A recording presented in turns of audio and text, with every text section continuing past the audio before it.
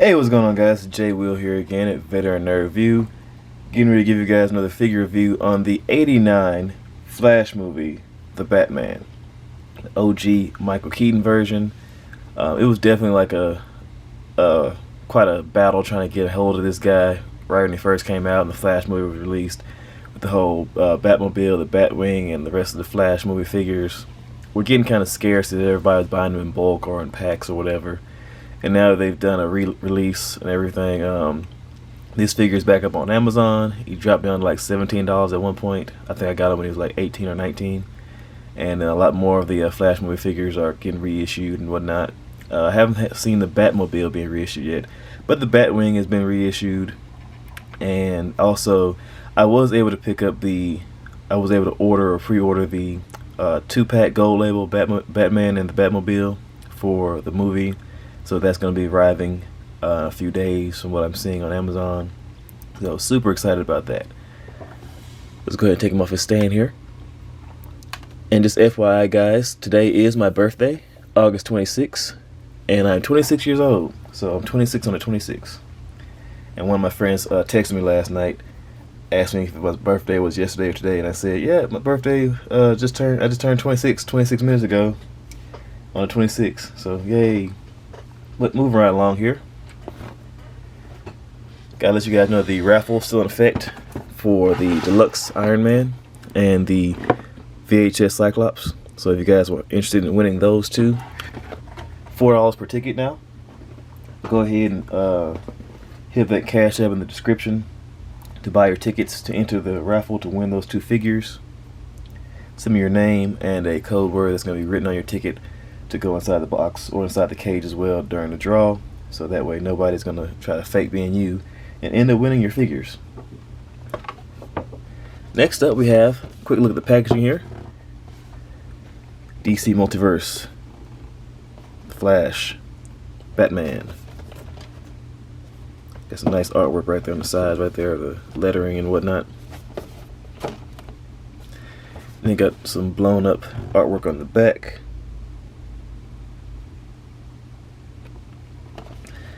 Of the OG Michael Keaton, and other than that, not a whole lot else going on with the package. So let's bring this guy just a little bit closer so we can do some comparisons, stand him up real fast. I just love the fact that they finally decided to go with cloth capes. I am in love with that. It took them so long, but now I guess Mcfarlane had the idea that since he's going to start doing vehicles now, well, vehicles that they can sit inside of, he's going to start doing some of these caped characters with cloth capes now, so that's pretty awesome. And first up, let's go ahead and throw him in with the other movie Batman figures that I have already. We have the Christian Bale, and we have the Ben Affleck from the Justice League. I really wish that they would go ahead and do the Batman vs. Superman Batman suit for Ben Affleck, or Affleck, so I sometimes put a T at the end of his name. Without meaning to, if I can get this guy to stand. Come on, come on. There we go. Yeah, as I was saying, sometimes it gets kind of wonky here and there. I'm trying to stand up some certain figures or characters and whatnot. But yeah, those are the three live action figures that I have so far for Batman. I do have the 6-pack pre-ordered twice on GameStop, so I'm super looking forward to getting that whenever it gets shipped. And then we can go ahead and throw in my other two favorite Batman. We have the Hush Batman and we have the Nightfall. So you guys see what those look like together. I do have 3 of the new Hush Batman figures on the way ordered as well, pre-ordered, with the relaxed head sculpt. Then let's go ahead and throw in the Dark Knight Returns and Rebirth. So you guys see what those look like together.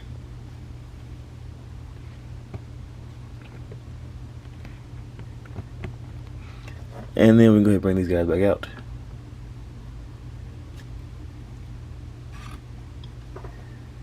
And let's also go ahead and throw in my kit bashed Superman and my reverse, or my flashpoint flash right there. So you gotta see what that looks like.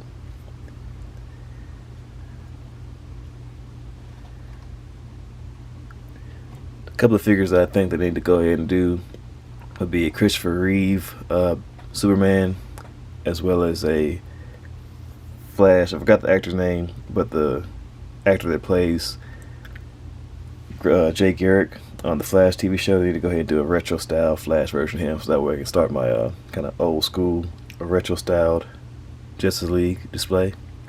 And also, let's go ahead and throw in the Dark Knight Joker, which means they also need to do a Jack Nicholson Joker at some point down the line. To definitely kind of like round it off a little bit. Let's bring this guy just a little bit closer and take a look at him. The detailing on this guy is pretty darn good, I'm not gonna lie, just right out of the box. But let's take a look at the accessories first. He does come with a batarang. He comes with this little grapple gun. Looking pretty nice, nice silver. And then he comes with a set of fisted hands. Pop right onto the ball joint. He has a set of 2 open hands right here, grippy hands for holding his accessories. And then he also has a display stand. And he also comes with his trading card, which is a smaller image of the image that was on the back of his box, just kind of scaled down. And then it has a little bit of a read-up right there on the back. If you guys want to read it, go ahead and pause it now.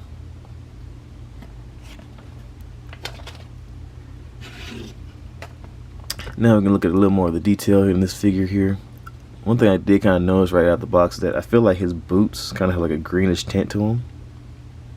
It's kind of weird to me. I don't know if that was intentional, or like the designers were saying like, oh, this would be a kind of like an offset kind of color to kind of like make the black pop for the rest of the uniform, but kind of weird to me.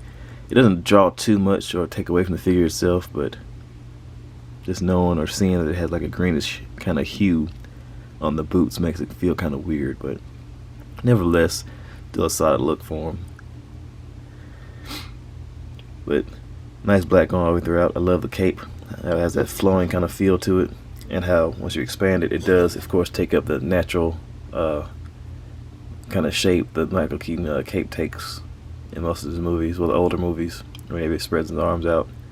So you can get that effect. If you can like maybe wire this cape just a little bit, maybe you can get that kind of pose.